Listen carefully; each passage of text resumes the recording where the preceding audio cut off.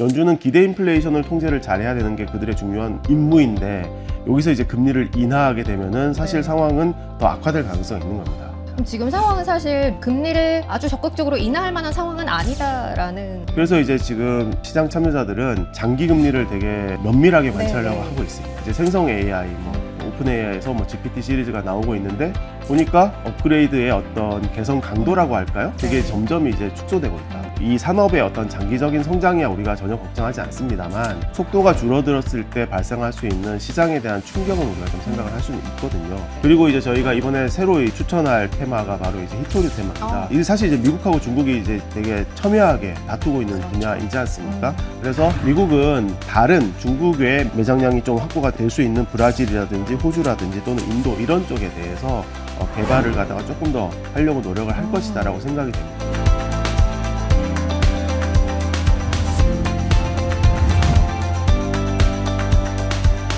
네, 9월 월간 투자 전략 함께 하시죠. 박희찬 센터장님 모셨습니다. 안녕하세요. 안녕하세요. 네, 안녕하세요. 굉장히 뜨거웠던 8월이 지나고 이제 또 9월 새로운 한 달이 시작됐습니다. 9월에는 어떤 부분들 봐야 할지에 대한 이야기 나눠보도록 할 텐데요. 일단 투자자분들이, 고객분들이 지금 9월장에서 가장 궁금해하시는 건 과연 연준이 FOMC에서 금리를 어떤 스탠스로 어떻게 할 것인가라는 부분일 것 같아요. 네. 사실 연준 입장에서는 금리 조정을 위해서 뭐 고려해야 할 것들이 몇 가지 있을 텐데 가장 중요한 게 물가 그리고 고용시장 상황 아닐까 싶어요.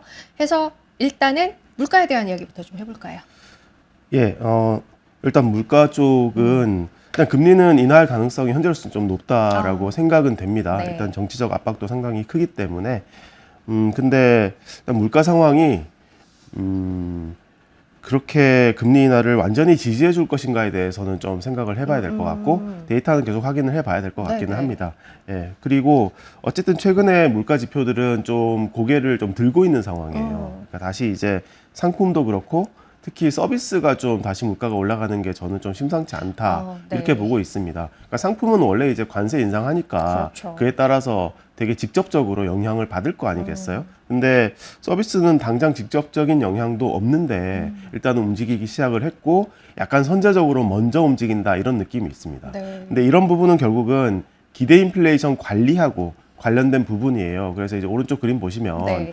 여기 이제 기대 인플레이션에 후행해서 서비스 인플레가 따라가는 경향이 있다라는 그러네요. 차트를 제가 정리를 한 겁니다. 네. 예, 그래서 지금 어쨌든 기대 인플레이션이 좀 불안정한 상황이고 이 상태를 잘 통제하지 못하면 서비스 인플레가 최근에 좀 이제 고개를 드는 것이 좀 더 추세를 형성할 가능성이 있는 거예요. 그렇기 때문에 사실 연준은 기대 인플레이션을 통제를 잘해야 되는 게 그들의 중요한 임무인데 여기서 이제 금리를 인하하게 되면은 사실 네. 상황은 더 악화될 가능성이 있는 겁니다. 예. 그렇죠. 사실은 지금 연준 입장에서는 뭐 여러 가지 물론 정치적인 고려를 해서 금리에 직접적인 반영을 한다라고 이야기를 할 수는 없습니다만 여러 가지 상황들을 고려했을 때 인하할 가능성은 높아 보인다. 다만 아주 적극적으로 또 인하 쪽으로 몰고 가기에는 인플레 상황이 조금 걸리는 부분들이 있다. 그리고 이제 또 인하 쪽으로 방향을 틀었을 경우에 인플레를 조금 더 관리하기 어려워지는 부분이 있다라는 그렇습니다. 건 신경이 쓰이는 부분이네요. 물가 그리고 고용이라고 이야기를 드렸는데 고용 상황도 좀 볼까요? 일단 일자리 상황에 대해서 그러니까 인플레는 좀 상황이 아직은 만만치 않은데 네. 최근에 이제 일자리 증가 속도가 좀 줄었지 않습니까? 그게 이제 또 이제 금리 인하의 중요한 근거로 그렇죠. 작용을 하고 있습니다. 어쨌든 일자리 증가세가 줄어들면 소비 증가세가 떨어지고 GDP 성장률이 낮아질 것이다. 이렇게 쉽게 연결은 되죠. 그렇죠. 예, 근데 일자리 증가세 속도가 좀 줄어드는 이면을 좀 살펴봐야 된다. 이렇게 저는 보고 있어요. 왜냐하면 일자리 증가세가 좀 완화됐지만 실업률은 안 올라가고 있거든요. 네. 예, 실업률이 지금 4%대 초반에서 유지가 되고 있고요. 그리고 이 실업률의 선행 지표라고 할 수 있는 1인당 평균 노동 시간이 네. 오히려 최근에 회복세를 보였어요. 그러니까 사실 이 노동 시간이 감소하고 그러면 이제 실업이 증가하고 그렇죠. 자연스럽지 않습니까? 네, 네. 근데 지금 반대로 상황이 전개되고 있으니까 오히려 실업이 줄어들 가능성이 있는 거예요. 일단 선행 지표는 그렇게 움직이고 있습니다. 그리고 또 하나는 최근에 그러니까 노동력을 공급하는 사람들이 네. 예전에 비해서 많지 않다라는 것도 하나의 포인트입니다. 네, 여기 이제 오른쪽에 차트를 보시면 최근에 이제 미국의 취업자 그 노동력 공급하는 사람들 중에서 미국 출생 말고 해외 출생자들이 네. 지금 감소세로 전환된 거 확인하실 수 있죠. 이민자에 대한 제한 때문인가요? 그렇습니다. 2019년도에도 이런 일이 발생을 했었었고요. 네. 트럼프 1기 때. 예, 지금도 이민 제한이 강화되면서 해외 출생 이 노동력 공급이 줄어들고 있다. 그러니까 노동력 공급이 줄어들면서 자연스럽게 일자리 증가 속도도 줄어들고 있다라는 얘기가 분명히 될 수 있는 겁니다. 그래서 여전히 잡마켓은 수급이 타이트하다라고 느껴지고, 그러니까 이건 되게 중요한 부분이 뭐냐면 네. 임금 상승률이 안 떨어진다는 얘기입니다. 결국은.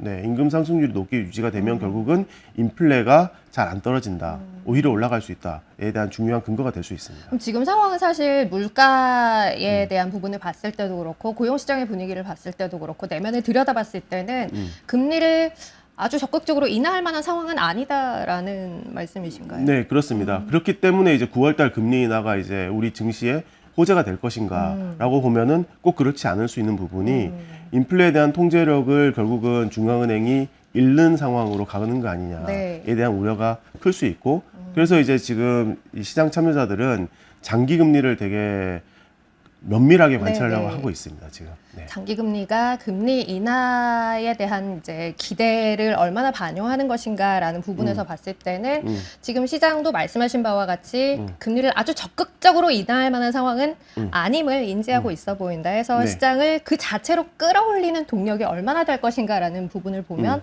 아주 크진 않을 가능성이 있어 보인다라는 네. 말씀으로 이해를 해야 할 것 같고, 네. 시장은 어찌됐든 이제 지수 기준으로 보면 최고가 영역에 여전히 머물러 있어요. 이걸 이끌어가는 두 축이 뭔가 봤을 때 금리 인하에 대한 부분을 일단 이야기를 할 수 있을 거고, AI에 대한 기대도 역시 이야기를 할 수 있을 텐데, 네. 최근에 AI 관련된 기업들에 대해서 버블에 대한 이야기가 네. 횟수로 봤을 때도 그렇고 무게감으로 봤을 때도 그렇고 꽤 이제 의미 있게 다가오는 구간이에요. 네. 실제 어느 정도 상황인가요? 일단은 뭐 AI 관련된 테마의 주가 상승률은 어쨌든 8월달 들어서는 조금 줄어들었고요. 그런 부분에 있어서 이제 사이클 정점 논란이 이제 작용을 하고 네. 있습니다. 뭐 최근에 이제 뭐 MIT에서 나왔던 보고서를 보니까 AI 뭐 활용도가 뭐 상당히 낮다 이런 얘기가 있고, 생각보다. 네, 그리고 이제 뭐 우리 이제 생성 AI 뭐, 예, 뭐 오픈 AI에서 뭐 GPT 시리즈가 나오고 있는데 보니까 업그레이드 계속 되고 있지만 이 업그레이드의 어떤 개선 강도라고 할까요? 그게 네. 점점 이제 축소되고 있다. 이런 것들이 이제 어떤 향후에 이제 캐펙스를 좀 줄이게 되는 상황으로 가지 않겠느냐. 네. 이렇게 이제 걱정들이 지금 생겨나고 있어요. 그래서 이 산업의 어떤 장기적인 성장이야 우리가 전혀 걱정하지 않습니다만, 속도가 줄어들었을 때 발생할 수 있는 시장에 대한 충격은 우리가 좀 생각을 할 수는 있거든요. 예, 그리고 이제 관련해서 제가 뭐 지표 2가지 정도 네. 준비했는데, 일단은 뭐 예, 이번 주에 이제 발표됐던 엔비디아의 실적을 봤더니 특히 이제 데이터 센터의 그로스가 조금 이제 둔화되는 게 좀 확인이 되고 있는 상황이고요. 예, 그리고 이제 오른쪽 그림에서 제가 제시하는 부분은 우리 이제 이 AI 관련된 캐펙스의 핵심적인 기업들이 몇 개 있는데, 얘가 이제 지금 보시는 대로 이제 메가 빅텍 5개를 준비했거든요. 예, 이들의 지금 캐펙스가 순익 대비해서 비율이 지금 보시는 대로 거의 사상 최고 수준으로 지금 올라가고 있는 상황이에요. 그러니까 지금까지는 되게 좋았는데 이 정도 수준을 계속 유지할 수 있을 것인가에 대한 논란은 계속될 수밖에 없지 않느냐. 그래서 사이클 정점에 대한 우려가 계속될 수 있다라고 저희는 생각을 하고 있습니다. 그러면 AI가 아닌 이외의 것들에 대해서 네. 본다라는 관점에서는 네. 어느 쪽에 대한 시장의 관심에 대해서 주목하고 계신가요? 일단은 제가 이제 지난 달에 블록체인 기반 핀테크 ETF를 네. 갖다가 저희의 어떤 신규 ETF 그 분에 이제 저희가 포함을 했었고요. 지난달에 사실 그러니까 지난 8월 달에 이 관련된 기업들의 주가가 그렇게 좋지는 않았습니다. 네. 하지만 저희가 봤을 때 이쪽 역시 이제 성장세는 상당히 유망할 것이다라고 생각이 되고, 관련해서 저희가 주목하는 부분은 이 행정명령으로 미국의 행정명령으로 이 퇴직연금에서 대체 자산군에 블록체인 이런 이 디지털 자산군들을 갖다가 투자할 수 있게끔 네. 예, 그렇게 지금 제도가 바뀌었어요. 예, 그래서 이런 부분이 상당히 지금 어떤 성장에 추가적인 어떤 잠재력을 높여주고 있다라고 생각을 하고 있습니다. 그래서 이런 쪽 저희가 주목을 하고 있고요. 네. 그리고 이제 저희가 이번에 새로 이제 추천할 테마가 바로 이제 히토류 테마입니다. 네. 예, 이 사실 이제 미국하고 중국이 이제 되게 첨예하게 다투고 있는 그렇죠. 분야이지 않습니까? 당장은 이제 미국하고 중국 간의 어떤 무역 분쟁은 심하지는 않습니다. 일단 8월 달에 추가적으로 관세 협상 연기를 했고 3개월 연기했지 않습니까? 네. 그래서 이제 11월 달에 또 이슈가 나올 건데 어쨌든 중국의 가장 핵심적인 무기 중에 하나는 히토류이고요. 이 히토류에 대해서 중국이 핵심적인 공급자이기는 한데 매장량으로 보면 중국의 어떤 지배력이 조금 떨어지기는 해요. 네. 그러니까 공급량 대비해서 보면은. 예. 그래서 미국은 이 다른 중국 외에 매장이 있는 매장량이 좀 확보가 될 수 있는 브라질이라든지 호주라든지 또는 인도 이런 쪽에 대해서 개발을 갖다가 조금 더 하려고 노력을 할 것이다라고 생각이 됩니다. 그래서 관련된 테마가 최근에 좀 주가도 좋기도 했고 향후에 또 11월 달로 가게 되면 또 이제 미중 분쟁 이슈가 또 발생할 네. 수 있기 때문에 그런 부분이 좀 더 이제 주목될 가능성이 높지 않느냐 이렇게 생각이 돼요. 그래서 일단은 우리가 AI 관련된 기대감을 조금 낮추고 네. 이런 쪽으로 조금 더 이제 좀 뭐랄까요 투자의 저변을 넓힘으로써 투자의 어떤 안정성이라든지 네. 새로운 투자 기회를 창출하는 게 좋을 것이다 이렇게 보고 있습니다. 일단은 뭐 적극적인 금리 인하에 따른 전반적인 밸류에이션의 상승도 약간 기대를 낮출 필요 있어 보인다라는 이야기 주셨고 여기에 시장을 이끌어왔던 AI 관련된 기업들의 변동성 확대에 대한 가능성까지 있기 때문에 현재는 뭐 블록체인이나 히토류 같은 여타 이제 테마군에 대한 관심도 좀 가져볼 필요 있겠다라는 이야기를 주신 것 같고 일단 미국 시장 내에서는 그렇게 봐야 할 것 같고 지역적 분산이라는 차원에서는 저희 계속해서 중국 이야기를 드렸었어요. 네. 중국 8월 성적이 또 좋았어요. 그렇습니다. 네. 예. 일단은 중국은 지금 유동성 효과가 상당히 지금 크게 작용을 하고 있는 상황이고 지난 8월 달에는 사실 뭐 거의 섹터 불문하고 전 섹터가 거의 주가의 상승률을 보였습니다. 네. 저희가 계속 강조해 왔던 헬스케어, 바이오 쪽하고 그 다음에 뭐 AI, IT 이런 쪽 주가 역시 계속 좋았었고요.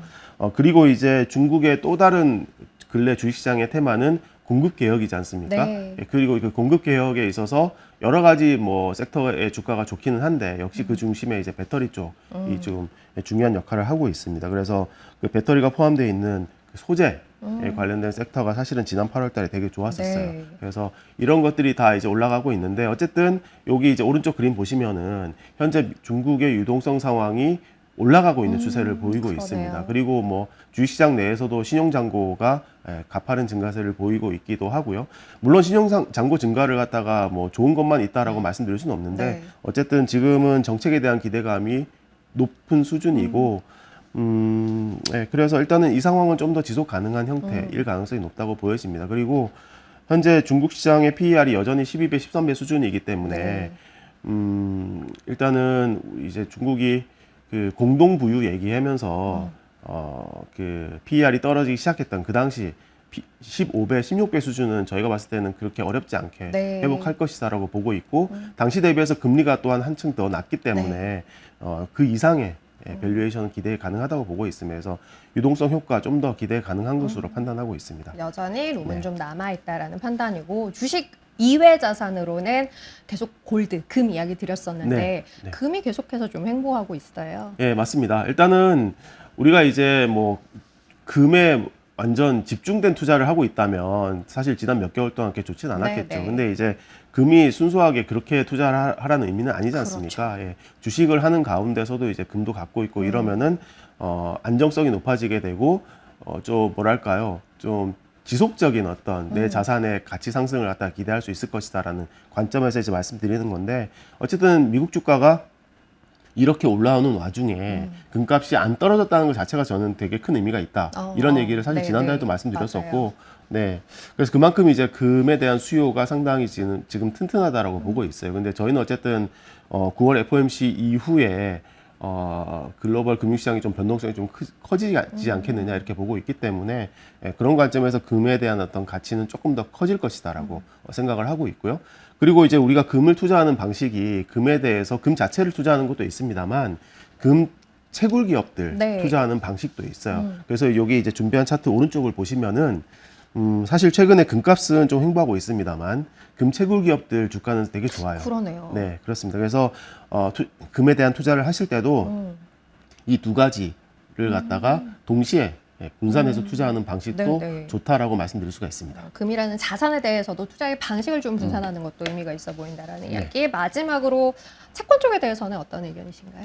일단은 저희가 이제 코어 에셋으로 한국채 계속 말씀드리고 네. 있고요. 그리고 이제 브라질 국채 말씀드리고 있습니다. 사실 이거는 뭐 ETF는 따로 있지는 않고 직접 보유를 하셔야 되는 부분이고요. 네네.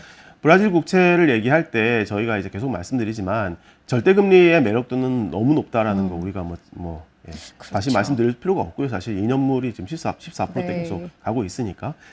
그런데 환 리스크를 계속 걱정하지 않습니까? 그렇죠. 근데 뭐 근래에 이 환 변동성이라는 것이 상하 10% 수준입니다. 그래서 혹시라도 지금 좀 떨어진다 하더라도 10% 수준이기 때문에 네, 네. 2년간 뭐 국채를 투자해서 기대할 수 있는 수익률이 거의 30% 가깝다라는 걸 생각해 보면 환 리스크는 충분히 지금 감내 가능한 수준이지 않느냐 네, 이렇게 생각하고 있어요. 그래서 어쨌든 지금 브라질이 지금 재정 관련된 개혁들 좀 이루고 있고 네. 실제로 조금씩은 성과가 있기 때문에 그렇게 환 리스크가 불거질 가능성은 높지 않은 것 같고 특히 이제 우리가 뭐 원화 대비해서 해와라 이렇게 따지지 않습니까? 네. 원화가 뭐 추세적으로 매우 강세로 갈 가능성은 높지 않아서 그런 관점에서 괜찮은 투자처 계속해서 저희가 추천드리고 있습니다. 절대금리의 매력도 대비 환 리스크는 감당할 만한 수준이다라는 관점에서 브라질 국채에 대해서도 긍정적인 의견 일단 드렸고요. 요 이제 다 버무려서 추천 ETF 포트폴리오에 혹시 뭐 새롭게 추가된 게 있을까요? 말씀드린 대로 히토류 ETF 히토류. 이번에 이제 네. 추가를 했습니다. 그래서 세틀라이트 자산군이 지금 점점 더 많아지고 있습니다. 그러네요. 지금 분산이니까. 지금 빼곡해지고 있고요. 그러니까 어쨌든 예전처럼 이제 뭐 AI 투자에 집중을 했다든지 또는 이제 그 와중에 또 글로벌 방산에 투자해서 엄청 수익을 거뒀던 그런 상황에서 조금씩 이제 벗어나고 있거든요. 네. 그렇기 때문에 우리의 자산군은 계속해서 더 희망이 있는 쪽으로 펼쳐놓을 필요가 있겠다라고 생각은 되고 말씀드린 대로 이제 AI 관련된 논란은 있기 때문에 네. 저희는 이 부분을 좀 면밀하게 좀 보겠습니다. 그래서 일단 현재로서는 빼진 않았어요. 네. 근데 뺄 가능성이 좀 있다라는 부분도 미리 좀 말씀을 좀 드리고 싶습니다. 일단 뭐 다음 달쯤에는 혹시 또 변화가 있는지 네. 그때 네. 다시 이야기 나눠보도록 네. 할게요. 구활장 볼만한 부분들에 대해서 이야기 나눠봤습니다. 박희찬 센터장님 함께했습니다. 고맙습니다. 네, 맞습니다.